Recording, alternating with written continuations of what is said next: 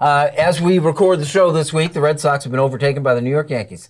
Pretty unbelievable in the American League East. The playoff picture's changing. The fortunes for the Mets have gone downhill. They're third place and fading fast. What do you make of all of it? I think somebody on the Mets told the E.J. Manuel jersey, because that's how far down they've gone, the rabbit hole. I'm really concerned about them. Can I just vent about the Mets organization right now? Sure. First of all, I mean, you've got Lindor, sign him to a huge contract. You don't sign Conforto. You play this little game with either one of them. Okay, Conforto's now competing for a contract. He has a terrible season. Then the guy you paid over $200 million, he goes out and has a .250 season, and now he's injured. He needs a friend in BAEZ. You got the wrong Cub. Instead of getting Kris Bryant, you went and got BAEZ. He's terrible. He hasn't played well as either. And now everybody's questioning the manager. Remember, we were a month ago questioning the Yankee manager about his job. Now we're back over to the Mets and questioning their manager and their job. Everything has gone terrible with the baseball. Your Cy Young pitcher cannot pitch. You don't know where Noah Syndergaard is. He's supposed to be your number 2. The guy holding it together is Marcus Stroman, literally.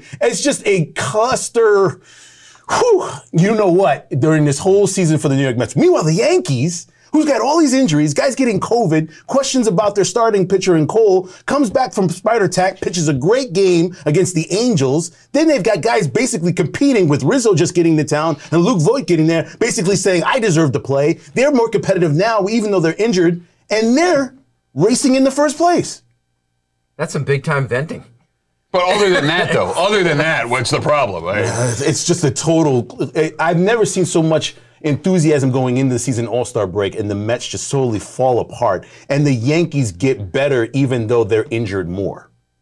I would love to see you in a Red Sox jersey, by the way. Yeah. And speaking of the Red Sox, we dealt with this with Greg Cagle last week about, you know, is there a psychological disadvantage of not making moves at the deadline? And it would seem in Boston's case is that's what's happening. Yeah, but I mean, there's still a decent amount of the season left, right? Like, nothing's done here. And again, you're right. I think you do get a boost from bringing people in if you're the New York Yankees. And, you know, you have the inner competitive. Are they going to be able to sustain that? Because, look, let's be real. We all know it's not the manager doing anything different that's making this happen, right? Because you know how Aaron Boone is not actually a Major League Baseball manager. He just sits back and watches things happen. That's what it's going to come down to in this final race in the AL East, whether it's, you know, with the Rays and the Red Sox and the Yankees, is who's going to be able to outmaneuver who. The Yankees got back into it because of the moves they made, but can those moves that they made sustain them for the rest of the season? I say no.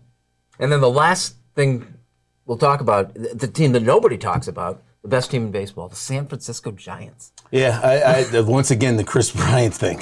I mean, it's interesting too. In that game between the Mets and the Giants, who's the guy that hits the home run? The guy the Mets should have gotten. Who is Kris Bryant? And they find a way. I don't know what the Giants really do. They lose a couple of star players. They lose a couple of star ace pitchers.